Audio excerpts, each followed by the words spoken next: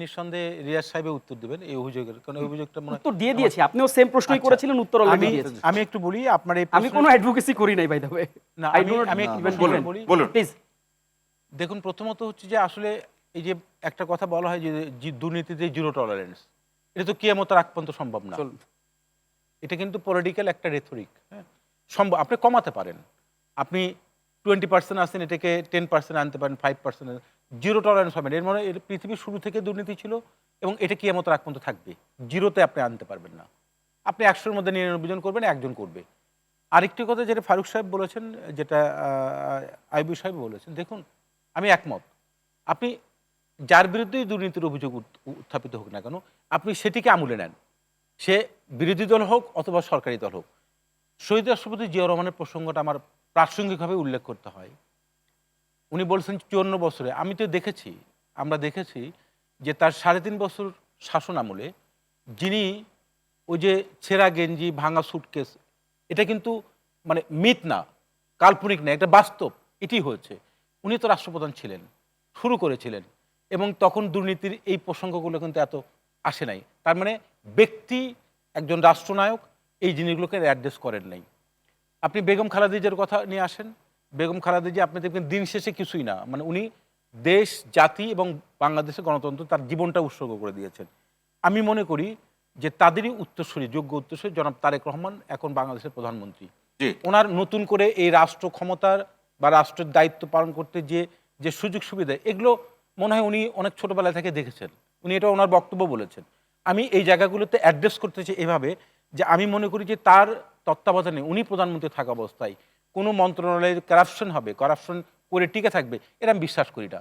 যেটি আইবি সাহেব যে কথাটা উল্লেখ করেছেন, আমি মনে করি দেখুন, এটি যদি আপনি যে প্রসঙ্গটি এটি যদি প্রমাণিত হয় বা এটা যদি গভর্নমেন্টের নজরে আসে, নিঃসন্দেহে গভর্নমেন্ট এই জিনিসগুলো অ্যাড্রেস করা উচিত, নাম্বার 1। নাম্বার 2 হচ্ছে যে আমি এমন একটা প্যারাডাইমের মধ্যে বসবাস করছি কারাপশনের, যেটা কিন্তু একদম মানে আমি নিজেও কারাপ্টেড। আমি কিন্তু আপনাকে টাকা দিয়ে এই কাজটা উদ্ধার করে নিয়ে আসতেছি, যেটা পুলিশের কথা বলেছেন। আমি অ্যাজ এ হোল কোনো অর্গানাইজেশনকে মানে কারাপশন মনে করি না। আমি মনে করি কিছু মানুষ নিশ্চয়ই কারাপশন করেছেন, পুলিশ হচ্ছে সেখানে সংখ্যা বেশি, কিন্তু পুলিশের মধ্যে অনেক ভালো মানুষ আছে যারা হয়তো এই কারাপশনের জন্য ব্যবস্থাটা এখানে এরকম হয়। তখন একটা ইম্পর্টেন্ট আলোচনা হচ্ছে, আমরা দিন শেষে ঘুরে ফিরে কিন্তু পলিটিক্যাল লিডার যারা বা রাষ্ট্র দায়িত্ব যারা পালন করে তাদেরকে কিন্তু আমরা কাঠগড়ায় নিয়ে আসি, কিন্তু এর নেপথ্যের যে বিউরোক্রেসিটা, যারা এই কারাপশনকে মোরলেস অনেকটা জিয়ে রাখে, তাদের কিন্তু আলোচনা আমরা আনি না। আমি প্লিজ আমাকে আমার খেয়ে হারায় না। অন্তর্বর্তীকালীন সরকারের সময়ে আমরা যেটা এক্সপেক্ট করেছিলাম যে এই যে বিষয়গুলো আজকে আমরা উত্থাপন করছি, অন্তর্বর্তীকালীন সরকার যেটি বলা হয়েছে পলিটিক্যাল কোনো লিগেসি ছিল না, বাট পলিটিক্যাল সমর্থন ছিল।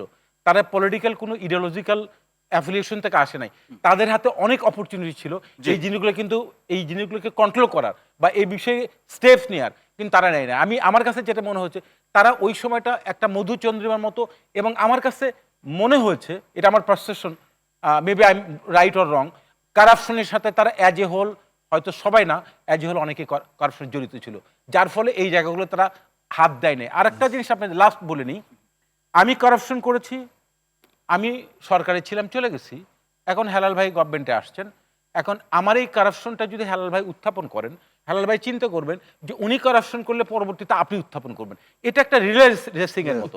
অর্থাৎ কারাপশনটা জিয়ে রাখা, যে আমি করেছি, ঠিক আছে, এটাকে কোনো রকম ধামাচাপা রাখলাম, আমিও করলাম, আমিও চলে গেলাম, এই প্র্যাকটিসটা কিন্তু মোরালে পলিটিক্যাল লিডারদের মতো কিন্তু ছিল। আমি মনে করি বর্তমান যে সরকার, অন্তর্বর্তীকালীন সরকার যেটি ফেল করেছে, বর্তমান যে সরকার যারা রাষ্ট্র ক্ষমতা, রাষ্ট্রের দায়িত্ব পালন করছেন একটা ব্রুট মেজরিটি নিয়ে, তাদের কাছে জনগণের প্রত্যাশা অনেক বেশি। আমি মনে করি এই জায়গাগুলোতে অ্যাড্রেস করা উচিত, হোয়াট এভার হি ইজ। জি আইয়ুব ভাই কি যোগ করবেন? আমি যোগ বলতে একটু ক্ল্যারিফাই করি। স্যার বলছিল যে পুলিশকে আলাদা করে আমি মেনশন করেছি, আসলে আমি বলতে চাইছি যে পুলিশের যে অধ্যাদেশ ছিল, যেটা উত্থাপিত হওয়ার কথা ছিল সংসদে এবং আলোচনা হয়ে এটা আইনে পরিণত হওয়ার কথা ছিল, রিফর্ম কমিশনের রিফর্মের যে কাজটা, এই কাজটা বিলম্বিত হয়ে গেল।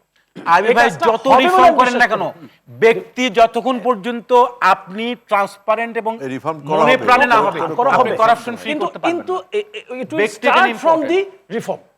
ব্যক্তির যে রিফরমেশনটা, এটা নিঃসন্দেহে এই থেকে অধ্যাদেশ থেকে। আমি নিজে বললাম, আমি কোন অনেস্ট, কিন্তু আমার সিস্টেম অনেস্ট না, হ্যাঁ। আমার কাজ অনেস্ট এই না। সিস্টেম জন্য তো reformation দরকার। রিফরমেশন দরকার, কিন্তু অসংখ্য এটা ধন্যবাদ, যখন বিলম্বিত অসংখ্য হলো ধন্যবাদ। তখন সদিচ্ছার ঘাটতি তৈরি হলো। অধ্যাপক ওয়ারসুল করিম